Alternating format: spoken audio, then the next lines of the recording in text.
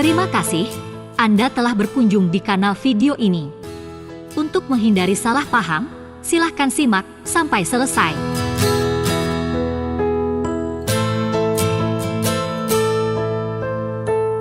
Kemurkaan para Habib itu kian memuncak ketika keluarga turunan Wali Songo memperkuat data-data nasab mereka dengan mendirikan Nakobah Ansab Aulia Tis'ah, Naat. Dengan berbagai cara, seperti fitnah dan ancaman, mereka tidak menghendaki munculnya kekuatan baru dari keturunan Wali Songo. Dari sejarah keberadaan mereka di tanah air, dari sejak zaman kolonial Belanda, perilaku-perilaku aneh turunan Ba'alawi ini terlihat jelas.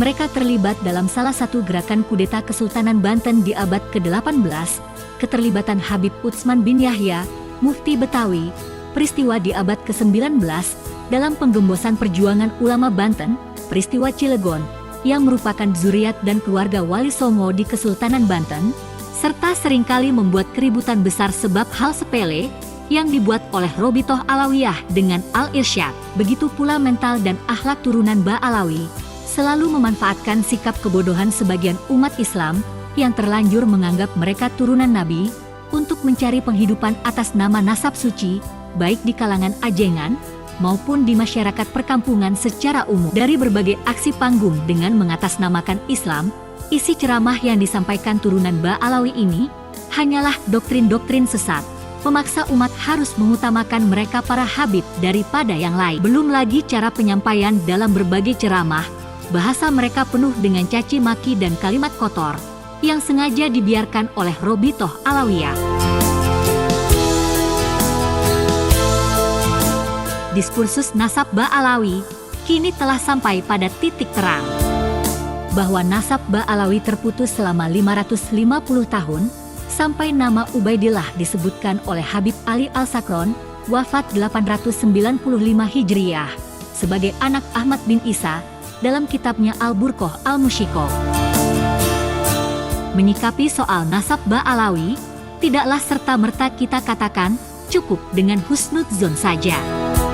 Sikap yang demikian, banyak kalangan menilai sebagai pengingkaran terhadap akal sehat, menyalahi logika kebenaran, salah kaprah dalam menyimpulkan nasab turunan Ba'alawi. Secara ilmiah, soal nasab Ba'alawi justru masuk dalam kategori waham, tidak ada nilai kebenarannya dan harus ditolak, dan tidak dapat ditetapkan sebagai dasar hukum kesohihan atas ketersambungan nasab mereka kepada Rasulullah Shallallahu Alaihi Wasallam. Ada beberapa kiai mengatakan bahwa nasab Ba'alawi saat ini adalah paling sohih, paling rapi di seluruh dunia. Namun pendapat tersebut dapat dipastikan, mereka hanyalah menukil dari tokoh-tokoh Ba'alawi dan turunannya. Untuk menerima itu, hanya berdasarkan husnudzon saja, bukan berdasarkan penelitian. Melihat perilaku-perilaku aneh turunan Ba'alawi di Indonesia, ada beberapa hal yang menggelitik umat Islam, sehingga menggugah Kiai Haji Imaduddin Usman Al-Bantani dan seluruh penggiat media sosial dari berbagai kalangan dan latar belakang untuk mencari tahu lebih jauh siapa sebenarnya turunan Ba'alawi ini. Selama ini, Rabitoh Alawiyah terkesan membenci keturunan Wali Songo, terutama saat penolakan mereka atas nasab turunan Wali Songo yang telah dihimpun Kiai Haji Ali Badri Madura. Kemurkaan para Habib itu kian memuncak ketika keluarga turunan Wali Songo memperkuat data-data nasab mereka dengan mendirikan Nakobah Ansab Aulia Tis'ah, Naat. Dengan berbagai cara, seperti fitnah dan ancaman, mereka tidak menghendaki munculnya kekuatan baru dari keturunan Wali Songo. Perilaku-perilaku aneh turunan Ba'alawi ini terlihat jelas dari sejarah keberadaan mereka di tanah air, dari sejak zaman kolonial Belanda. Mereka terlibat dalam salah satu gerakan kudeta Kesultanan Banten di abad ke-18, keterlibatan Habib Utsman bin Yahya, Mufti Betawi, peristiwa di abad ke-19, dalam penggembosan perjuangan ulama Banten, peristiwa Cilegon, yang merupakan zuriat dan keluarga Wali Songo di Kesultanan Banten, serta seringkali membuat keributan besar sebab hal sepele yang dibuat oleh Robitoh Alawiyah dengan Al-Irsyad. Begitu pula mental dan akhlak turunan Ba'alawi, selalu memanfaatkan sikap kebodohan sebagian umat Islam yang terlanjur menganggap mereka turunan nabi untuk mencari penghidupan atas nama nasab suci, baik di kalangan ajengan maupun di masyarakat perkampungan secara umum. Dari berbagai aksi panggung dengan mengatasnamakan Islam, isi ceramah yang disampaikan turunan Ba'alawi ini hanyalah doktrin-doktrin sesat, memaksa umat harus mengutamakan mereka para habib daripada yang lain. Belum lagi cara penyampaian dalam berbagai ceramah, bahasa mereka penuh dengan caci maki dan kalimat kotor yang sengaja dibiarkan oleh Robitoh Alawiyah. Dari sebagian kecil peristiwa tersebut, Kiai Haji Imaduddin Ustman mencurigai nasab Ba'alawi yang sejak lama memang diragukan kebenarannya oleh kebanyakan ahli nasab asyraf di negara-negara Arab. Bila saja turunan Ba'alawi santun dan tidak mentang-mentang dengan nasab mereka, tentu Kiai Imaduddin Ustman tidak akan pernah berpikir untuk mencurigai nasab Ba'alawi. Maka atas dasar itulah, beliau melakukan penelitian keabsahan ketersambungan nasab Ba'alawi kepada Rasulullah Shallallahu Alaihi Wasallam. Penelitian nasab oleh Kiai Haji Imaduddin Ustman dan beberapa kiai dari keluarga Wali Songo, serta para aktivis dari kalangan santri, para habaib Ba'alawi sebaiknya tidak merasa murka dan marah dalam menyikapi keraguan umat Islam terhadap nasab mereka. Semakin dalam borok Ba'alawi dikorek, semakin lemah dan semakin kelam pula sejarah Ba'alawi di Indonesia. Dari itu, Habib Ba'alawi mencari dari mana datangnya sumber petaka yang menimpa mereka, siapa yang telah memancing kemarahan kiai-kiai Nusantara, khususnya keluarga Duriyah Wali Songo. Seharusnya turunan Ba'alawi minta maaf pada rakyat Indonesia karena telah membuat sejarah kelam di masa-masa ketika rakyat Nusantara berjuang melepaskan diri dari penjajahan. Ada sebuah pertunjukan yang jauh lebih lucu dibanding dengan pertunjukan yang dipertontonkan keluarga Ba'alawi, yaitu pertunjukan yang ditampilkan oleh sebagian pengurus PBNU. Dari awal, para pemuka PBNU diharapkan akan menyikapi persoalan nasab Ba'alawi dengan bijaksana, memanfaatkan perangkat NU dengan mengadakan bahsul masail, sehingga kedudukan nasab klan Ba'alawi semakin terang benderang.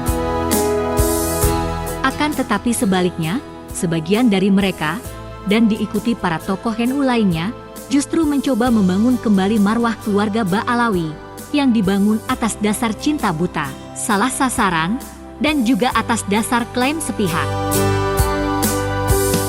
Seperti halnya Ketua PBNU, Kiai Haji Yahya Khalil Stakuf, mendasarkan pengakuannya terhadap nasab Ba'alawi tersambung kepada Rasulullah hanya atas dasar husnudzon. Dari pernyataan Ketua PBNU itu, tidak sedikit dari umat Islam yang memprotes keras dan bahkan mengkritik pedas kepada beliau. Gus Abbas Buntet menjelaskan, boleh saja kita berhusnudzon kepada orang lain, asalkan dengan dasar mencintai orang karena cinta kepada Rasulullah.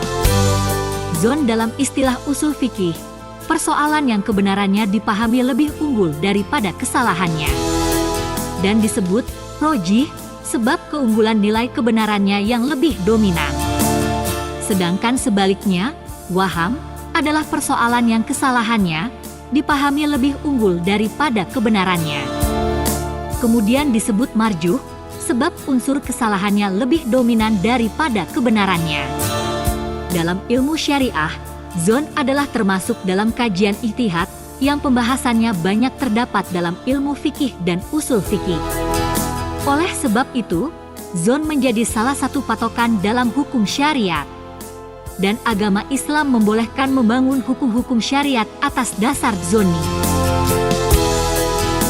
Menyikapi persoalan hukum yang bersifat zoni, tentu saja dituntut untuk memahami dasar-dasar persoalan dengan memahami ciri-ciri dan tanda-tanda kebenaran yang terkandung di dalamnya, sehingga dalam menyimpulkan hukum, tidaklah mengandung kekeliruan. Pada dasarnya, kebenaran yang terkandung dalam persoalan zoni dapat dijadikan sebagai dasar penetapan hukum bila kebenaran yang diasumsikan tersebut minimal terdapat 51%. Dalam kasus nasab Habib turunan Ba'alawi misalnya, persoalan yang bersifat zoni tersebut harus dilihat bukan hanya sebatas adanya pengakuan seseorang yang mengaku cucu Nabi. Untuk membuktikan kebenaran itu, mesti harus ada data-data primer sebagai bukti yang dapat meyakinkan kebenaran atas klaim sebagai turunan Nabi. Soal nasab keturunan Nabi yang selama beberapa bulan ini ramai menjadi perbincangan publik, sangatlah penting untuk digali kebenarannya. Sebab, seorang nabi mempunyai pengaruh besar terhadap kehidupan, baik sikap, perkataan dan perbuatan, yang menjadi panutan bagi seluruh umat manusia. Dari itu, kebenaran pengakuan ketersambungan nasab seseorang kepada nabi tidak boleh hanya berdasar atas klaim-klaim sepihak. Dan harus diingat bahwa apapun yang terkait dengan Rasulullah, ada konsekuensi hak dan kewajiban umat Islam untuk mengikuti ajaran Nabi, mencintai dan menghormati Nabi dan seluruh keturunannya. Maka adanya dalil-dalil pasti menjadi sangat penting untuk sebuah pembuktian atas pengakuan nasab kepada Nabi yang suci. Dengan demikian, umat Islam dapat terlindungi dari kekeliruan dan kesalahan-kesalahan dalam memberikan penghormatan, mana orang yang pantas maupun yang tak pantas mendapatkan penghormatan itu. Umat Islam harus cerdas membaca indikasi mereka para pembegal dan perampas nasab suci Nabi yang sengaja mencari keuntungan, mencari pengaruh dan penghormatan demi tujuan-tujuan duniawi belaka.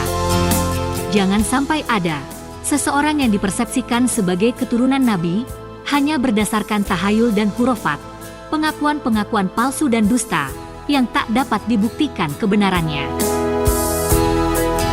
Dari semua fakta-fakta yang kita lihat tentang sikap dan tingkah laku para turunan Ba'alawi yang terang benderang itu, baik keberadaan mereka di masa-masa upaya umat Islam berjuang melawan kolonial Belanda, hingga kiprah mereka setelah kemerdekaan Indonesia, dan beberapa tahun belakangan hingga hari ini, serta mempelajari dan memahami carut-marutnya nasab mereka, masih pantaskah siapapun dari kalian umat Islam bersikap husnudzon kepada mereka semua para Ba'alawi? Jawabannya, tentu saja Anda sendiri yang dengan mudah dapat mencari lebih jauh dari fakta-fakta kebenaran beberapa narasi yang telah diuraikan tadi, lalu Anda jawab pertanyaan tersebut dari hati nurani yang jujur, agar tidak ada dusta di antara kita.